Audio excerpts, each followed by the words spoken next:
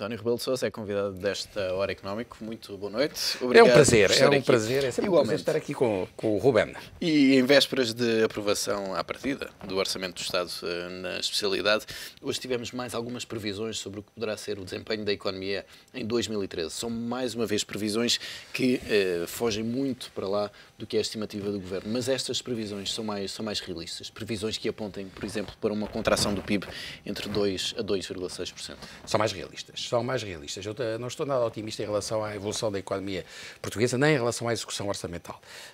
Tenho dito muitas vezes aqui neste programa que, quanto a mim, o que vai acontecer é que as receitas fiscais vão diminuir. Já diminuíram com o IVA e vão diminuir também as receitas com a tributação direta, já diminuíram com o IRC, só com o IRS, que isso ainda não se tinha verificado, mas agora com este aumento de impostos vão diminuir. Há quem diga que vai haver uma redução da ordem dos 5%, 4, tal, 5%, talvez até, eu acho que talvez um pouco mais, das receitas fiscais, o que é realmente muito mau. Quanto à despesa, note-se que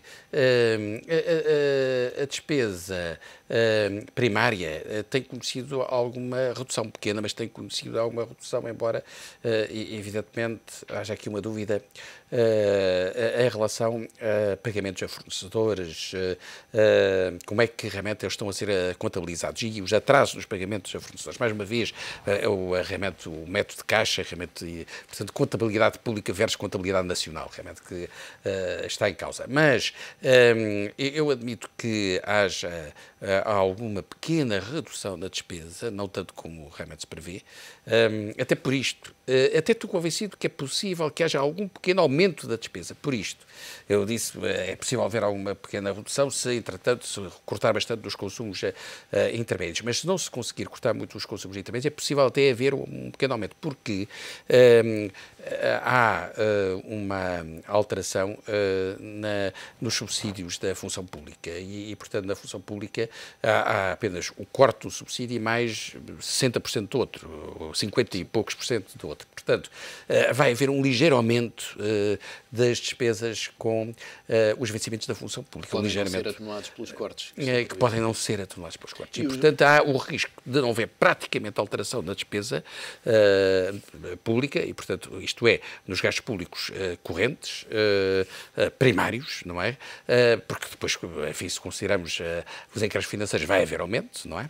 E vai haver a redução nas receitas. Portanto, eu admito que possa haver até uma surpresa um bocado desagradável, que é o déficit orçamental não diminuir praticamente nada, ou diminuir realmente muito pouco em relação à situação atual, porque a situação atual é mais ou menos de um déficit orçamental da ordem dos 6%, se não considerarmos as chamadas receitas extraordinárias, receitas de capital extraordinárias, que têm que ver realmente com a ANA. Portanto, como não vai haver ANA, provavelmente, para o próximo ano, somos capazes de ter aí uma desagradável surpresa. É melhor começarmos a trabalhar com essa base de um déficit de 6%. É capaz de ser mais realista. Os dados que foram divulgados na sexta-feira relativamente à execução orçamental permitem, de facto, traçar essa trajetória de continuar aqui com um desvio relativamente às metas. E também em relação ao PIB, porque um grande erro, as pessoas cometem um erro muito grande, que é o seguinte, é de acharem que as exportações poderão vir a compensar a redução do consumo privado e a redução também dos gastos públicos e do investimento.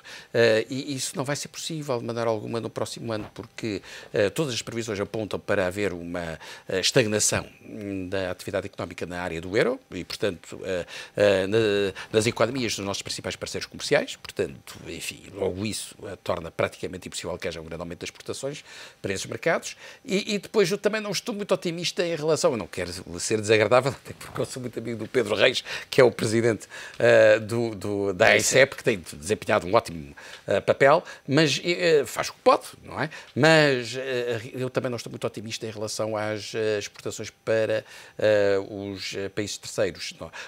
Para as novas economias emergentes, para Angola, porque eu estou convencido que Angola vai adotar um modelo de substituição de importações e, portanto, vai enverdar por políticas mais protecionistas. para a China, porque a China, evidentemente, vai crescer, mas não vai crescer ao ritmo que muitos pensam. Vai haver algum abrandamento do ritmo de crescimento, muito provavelmente. Não é certo, não é seguro, enfim. Portanto, e mesmo para o Brasil também não é assim tão fácil como isso. Quer dizer, não se vai conseguir fazer a substituição dos mercados europeus por esses, de maneira alguma se vai conseguir substituir aquilo que poderia ser o crescimento para os mercados europeus se eles tivessem a crescer a 2 ou 3% por exportações para países terceiros, de forma alguma.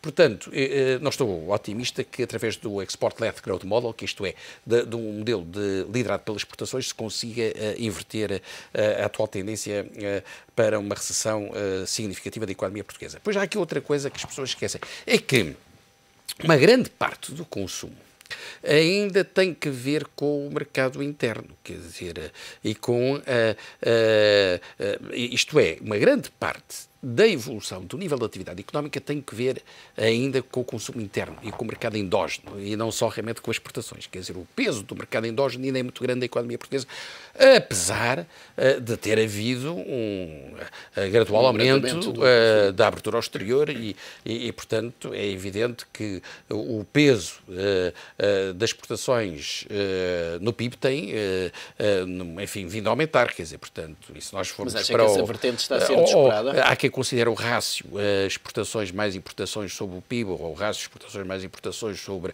o produto nacional bruto, e de facto esses rácios têm vindo a aumentar. Mas mesmo assim ainda estamos muito dependentes do comportamento do mercado endógeno e aí de facto as expectativas não são nada animadoras, não é? Há pouco falava da questão da ANA. Ora, precisamente estes economistas do Budget Watch diziam que há aqui ainda uma série de questões por esclarecer relativamente a estas empresas que estão em fase de privatização, ANA, TAP, CTTs, RTP.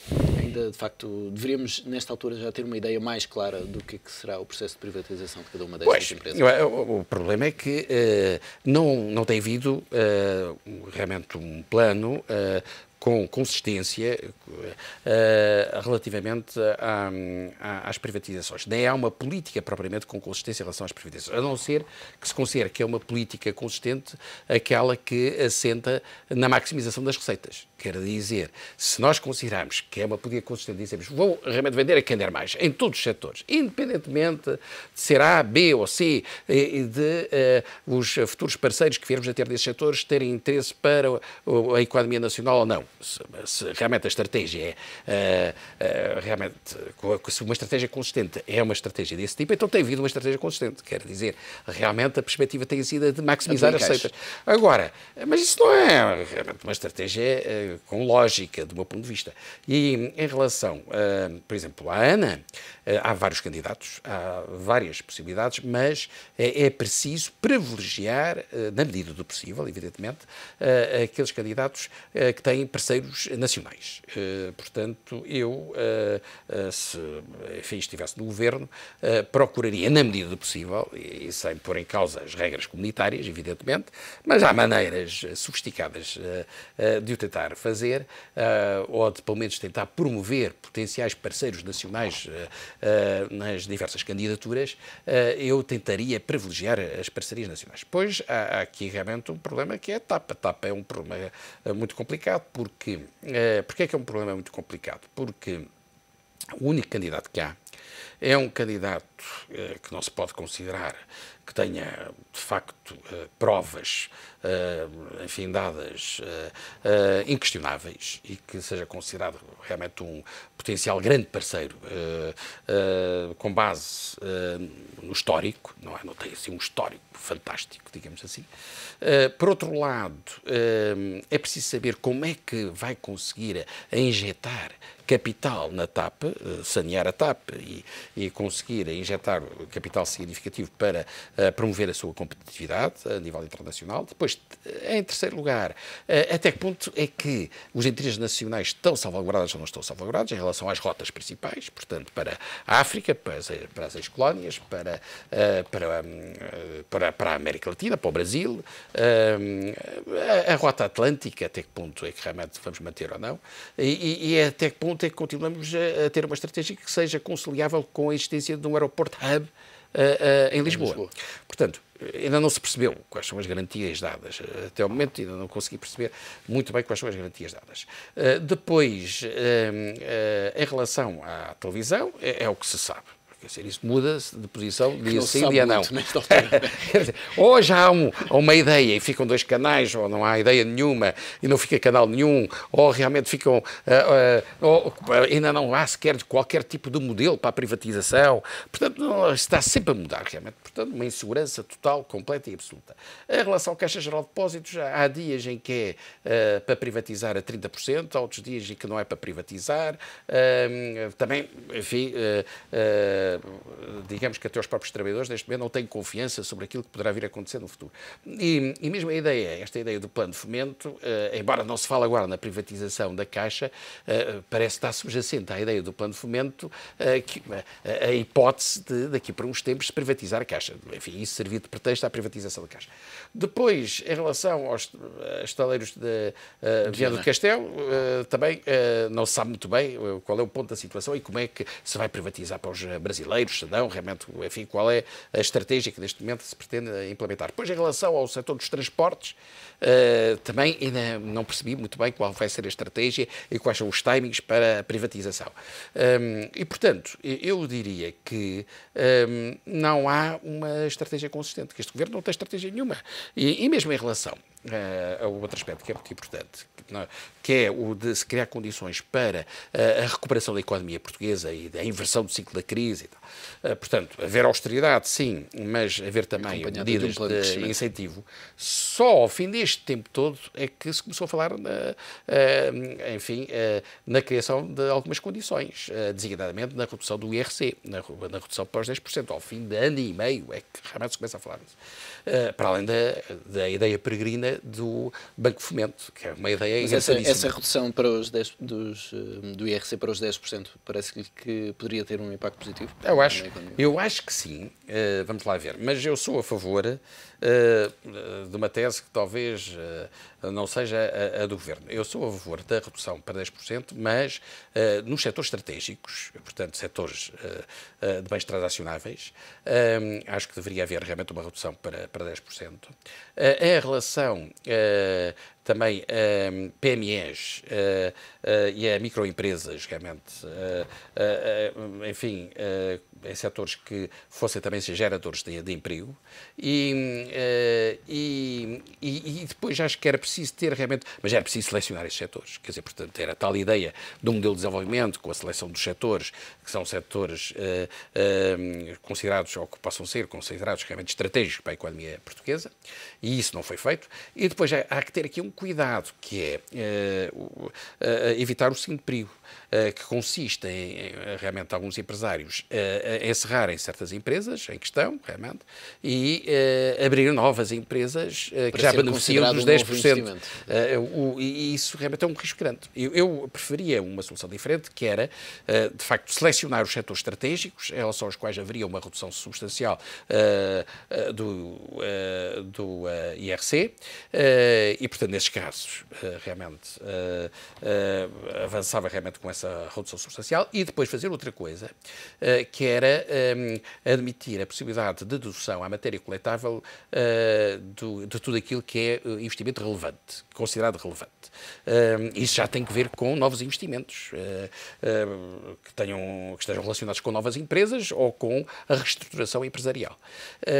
E isso, até agora, o Governo ainda não pensou nessa hipótese. E depois, a criação de fundos, não é? De fundos para a reestruturação, realmente, das pequenas e médias empresas, realmente, e para a internacionalização da economia portuguesa, que é a tal minha ideia de um fundo que seja gerido pela Caixa Banco de Investimentos, evidentemente, em vez da tal ideia do Banco de Fomento, e depois um fundo para a internacionalização que seja também gerido pela Caixa Geral de Depósitos, e é que tem acesso aos outros bancos, a internacionalização nas economias desenvolvidas, e depois um outro fundo para as economias em vias de desenvolvimento e emergentes, gerido pela SOFID. Portanto, se estas medidas fossem adotadas, já era uma lança em África, como se costuma dizer. Grande parte desses fundos, provavelmente poderiam vir do orçamento comunitário. Perante a discussão que temos assistido nas últimas semanas em torno deste orçamento comunitário, Portugal vai ter de se preparar para para viver com menos fundos nos próximos anos? O que parece,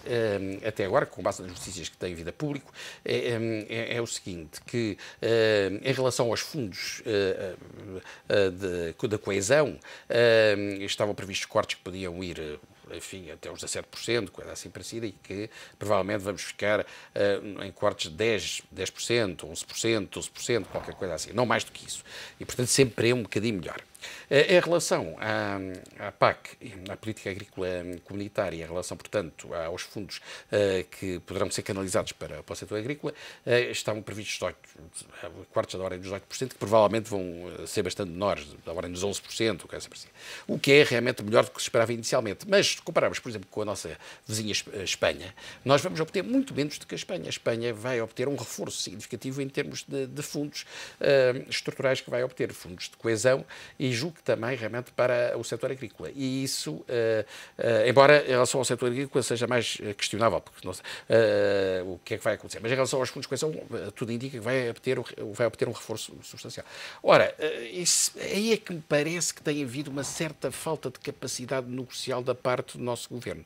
Quer dizer, deve haver aí um temor qualquer reverencial da parte do nosso governo quando se trata de negociar com a Troika, com a Comissão Europeia em particular e com a Troika em geral, que eu não compreendo, ultrapassa-me, não é? Criou-se uma mentalidade que é no governo e nos setores próximos do governo, que passa quase por um endeusamento da Troika. Defender-se a ideia de que se deve ser firme nas negociações com a Troika não tem nada a ver com a defesa do rompimento ou da ruptura com a Troika. Não é isso que se pretende. Isso é o que pretende o Bloco de Esquerda e o Partido Comunista e tal. E obviamente que qualquer corrente democrática, político-partidária, realmente democrática, que tenha dirigentes sensatos, não quer uma coisa desse género. Agora, se tem que ser exigente, tem que ser exigente. E se tem que ser firme na defesa dos nossos interesses, tem que ser firme.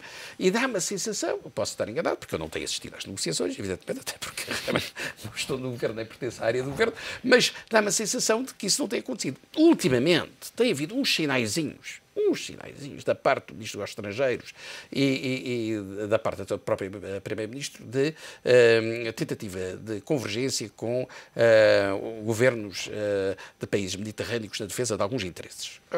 Portanto, uma pequena inflexão na estratégia. Mas eu teria ido muito mais longe. Portanto, já há muito tempo que eu defendo que deveria haver uma articulação com a articulação de posições com a Espanha, com a Itália, com a Irlanda, enfim, que não é mediterrâneo, mas está realmente numa situação também com algumas similitudes com a nossa, para defender a defesa dos interesses destes países periféricos. Exatamente. Mas quando olha para as discussões em torno do orçamento comunitário e também para as discussões do Eurogrupo em relação à Grécia, vê-se uma Europa cada vez mais fragmentada, uma Europa cada vez mais incapaz de tomar decisões consensuais? Pois vê-se. Vê-se, embora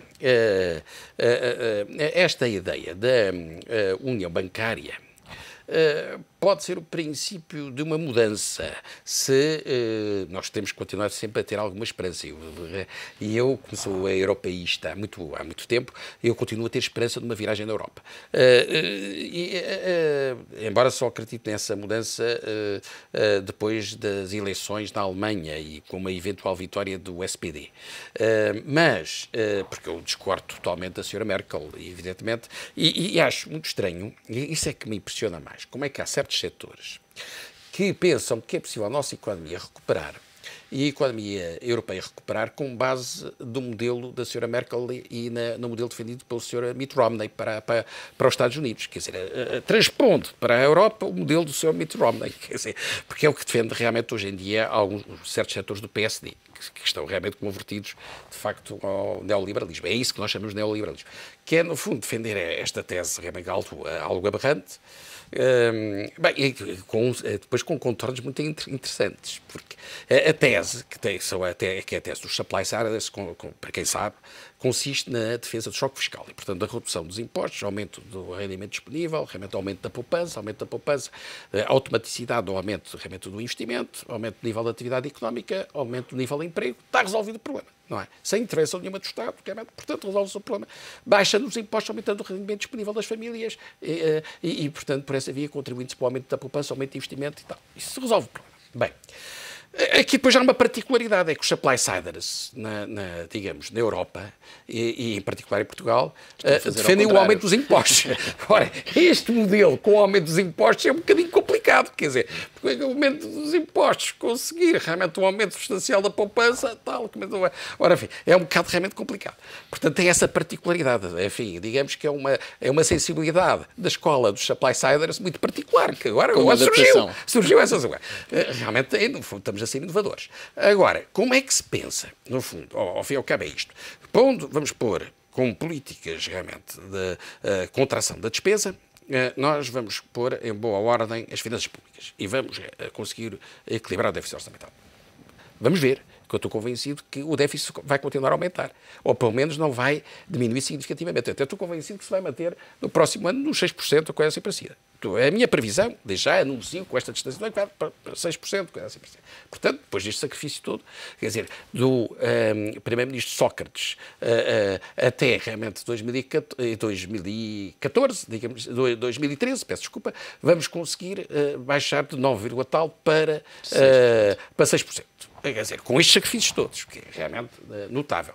E com a economia a decrescer para o ano, este ano vai ser, é o que se prevê, 3,3% ou 3,4%, mas eu acho que vai ser mais, para o ano 2,tal%. Ora bem, o que é realmente notável. E então pensa-se que se vai pôr em boa ordem as finanças públicas, que eu acho que não se vai. Até por isto, porque depois também há aqui um raciocínio que não fazem, é que com o PIB a diminuir, o rácio dívida pública-PIB dificilmente pode realmente melhorar. Mas, enfim, acham que por obra e graça do Divino Espírito Santo realmente vai melhorar com estas medidas realmente, de contração da despesa, que não tem sido contração da despesa, quando aumento de impostos, e pensam que realmente o déficit vai aumentar, vai melhorar. E que, portanto, vamos melhorar a imagem do país. E a credibilidade do país passa a ser outra. E que, graças a isso, os agentes económicos internacionais, de um dia para o outro, passam a investir na nossa economia. Dizem, sim, senhora, que eles estão a ser bem comportados e tal, vamos realmente investir na economia portuguesa. Ora, eu penso que isso não é essa automaticidade, quer dizer. E depois não é só automaticidade, porque, enfim, cá está a minha costela neo-keynesiana, porque realmente aquilo que é determinante é a expectativa de evolução da procura. Não é a expectativa de evolução da procura. Claro que depois pode dizer, mas a expectativa de evolução da procura não é só porque Portugal pode ser utilizado como plataforma de exportação para outros países. Portanto, os estrangeiros vêm cá investir, não é porque apostem no mercado endógeno, aquilo que se faz nos países desenvolvidos, portanto, não é? Em África e tal, que é, como sabemos que não há mercado interno, não é? Vamos para lá investir para utilizar realmente o mercado desse país, ou a economia desse país, como plataforma de exportação para outros países. Não é, enfim, não devemos exultar com isso. Modelo de desenvolvimento. Espetacular, vamos realmente, isso é espetacular, é um modelo espetacular. Ser assim, realmente um país que serve, portanto, no fundo, de plataformas, estão cá de passagem e tal. Ora bem, mas nem é isso. É expectável, porque vamos ser de plataforma de exportação para onde? Para a Europa, mas a Europa realmente vai estagnar no próximo ano. Então, o quê? Para as novas economias emergentes? Então, mas para isso há melhores plataformas de exportação para as novas economias emergentes do que Portugal. Ora bem, portanto, não se perde. Agora, há aqui uma expectativa. A União Bancária, que, enfim... que algumas pessoas pensam que vai resolver todos os problemas em termos de dissociação da evolução, da expectativa de evolução da credibilidade da dívida soberana, a separação entre isso e a concessão de crédito, quer dizer, portanto, deixa de haver uma relação entre, digamos, a credibilidade maior ou menor e a notação atribuída à dívida soberana e a credibilidade do sistema financeiro nacional, realmente das instituições de crédito nacionais, portanto, separa-se uma coisa da outra. Bem, isso vai ser ótimo. Porquê? Porque assim os nossos bancos já têm acesso ao MMI, ao mercado monetário interbancário, já têm acesso ao crédito e já podem financiar a economia. Realmente, a ideia da União Bancária é essa, mas isso também não vai acontecer automaticamente. Porquê que não vai acontecer automaticamente? Porque, mesmo que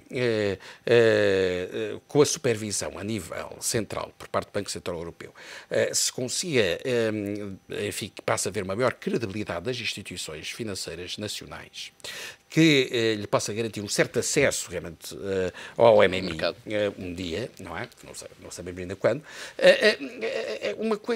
A credibilidade das empresas de uma região é sempre afetada pela falta de credibilidade do governo regional, mesmo a nível regional. Quer dizer, na Madeira, se o governo não tem credibilidade, se realmente a região autónoma da Madeira não tem credibilidade e o governo se atrasa nos pagamentos que faz realmente aos fornecedores, etc. Enquanto o Estado tiver algum peso na economia, e vai continuar a ter, pode diminuir o peso, mas vai continuar a ter sempre algum peso. O que é verdade é que se o Estado está em crise, não é? Realmente, isso afeta sempre a credibilidade das empresas da região autónoma, realmente, ou da região em causa, quer dizer, portanto, da região autónoma da Madeira. Se, no caso vertente, realmente, o Estado regional estiver em crise, realmente, claro que isso, por arrasto, afeta sempre a economia a nível regional e os bancos que operam nessas regiões. Bem, afeta sempre, não já da mesma maneira, mas afeta sempre alguma coisa. Mas é sempre melhor, enfim, a situação em termos gerais. Depois há aqui um outro aspecto que é realmente a união fiscal. Temos que evoluir rapidamente para a união fiscal, mas não é algo de muito fácil. A união fiscal tem que passar por um período transitório em que, por exemplo, em sede de IVA ou em sede de outros impostos, tem que se aceitar as chamadas margens de flutuação, quer dizer, os países podem ter IVAs diferentes, mas dentro de um determinado intervalo. De um certo intervalo. E estando alguns países, algumas economias, designadamente as periféricas, a atravessar uma situação difícil, não vai ser fácil realmente essa transição, não é? Porque cá está, tem precisado de recorrer, como se tem visto, não é, a receitas tributárias para fazer face à sua situação de desequilíbrio orçamental.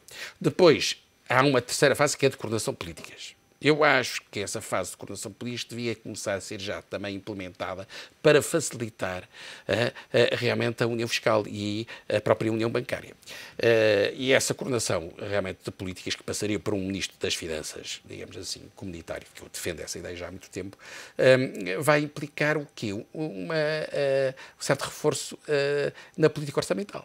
Quer dizer, não é conciliável realmente com outra coisa que não seja um certo reforço da política orçamental e com alguma transferência de receitas para o orçamento comunitário, o que também vai colocar alguns problemas nas economias periféricas. E depois, finalmente, então, a união política. Mas a união política, realmente, é também dificilmente conciliável com os sucessivos alargamentos da União Europeia. Quer dizer, nós não podemos. As pessoas não têm coragem, portanto.